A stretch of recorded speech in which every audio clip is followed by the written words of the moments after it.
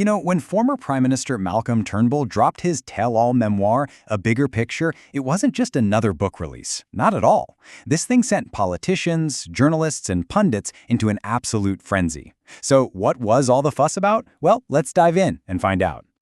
Turnbull's own reason for writing it was, on the surface, pretty simple. He said it was all about telling the truth. In his own words, it's important that people know what happened.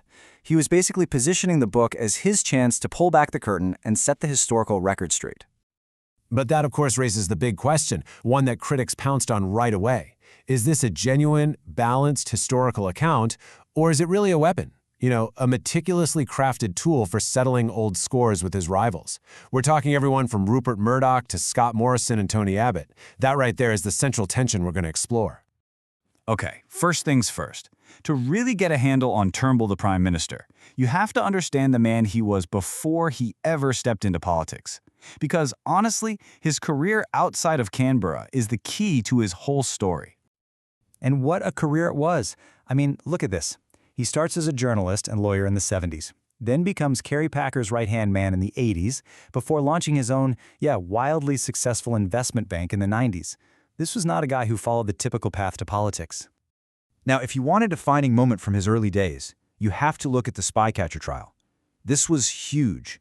As a young lawyer, Turnbull literally took on the entire British establishment, defending a former MI5 agent that the Thatcher government was desperately trying to silence. And check out this line from his closing argument. It just perfectly sums up his whole mindset. Even way back then, you can see this core belief in challenging authority, in the power of public debate, no matter how uncomfortable it gets. It's a theme you see again and again throughout his career. His firm even got a nickname inspired by the movie Pulp Fiction. They were known as the people you call when you have a really bad problem. Seriously, whether it was saving a media empire or sorting out a gold mine in Siberia, Turnbull was the guy you called. He was the fixer, the high-stakes dealmaker. So how does that kind of persona translate to politics? Well, his move into Parliament wasn't just a simple career change. It was really the culmination of decades of fierce ambition, all mixed with these ideals he'd been shaping for years. And that ambition? It was on full display from day one. To win his very first pre-selection, his campaign signed up over 1,500 new party members. It's a controversial tactic known as branch stacking, and it became the stuff of legend. The takeaway is pretty clear. From the very beginning, he was willing to do whatever it took to win. Now, once he was in Parliament, two big issues really defined him. He was the country's leading Republican, famously debating a young Tony Abbott on the issue, and at the same time, he was a massive environmentalist, pushing through the huge reforms for the Murray-Darling Basin. And here's the crucial part. Both of these stances often put him directly at odds with the conservative base of his own party. And then, finally, the moment he'd been driving towards his whole life.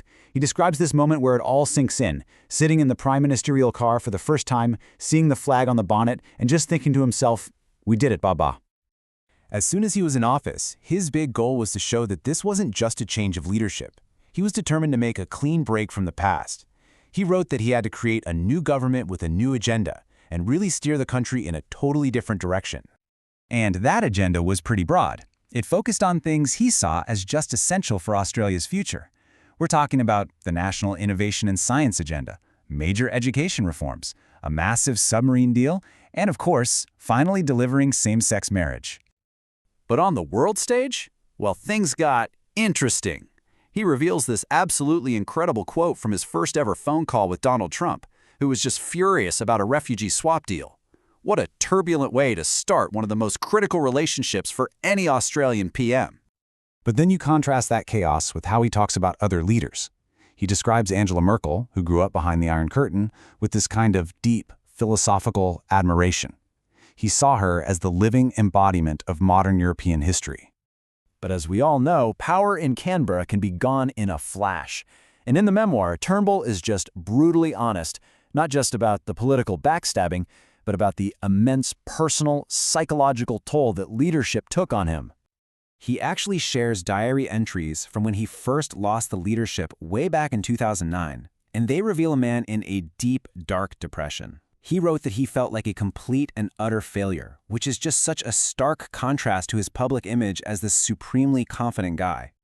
And then we get to one of the most raw and frankly shocking passages in the entire book. He shares this entry from 2010, admitting he was battling suicidal thoughts. It is a profoundly powerful and vulnerable look at the real human cost of political failure. But he doesn't leave it there. He also reflects on what it meant to survive that darkness. He writes that he came out of it not just stronger, but actually a better, more forgiving person. A person who was, in the end, simply glad to be alive. So after all that, the incredible career, the prime ministership, the personal battles, let's bring it all together. What is this bigger picture that the book's title promises us? What is the big lesson he wants us to take away from his time at the very top of Australian politics? What is the bigger picture? Well, it seems to be this. First, a pretty stark warning about a media landscape that he sees as being totally driven by outrage.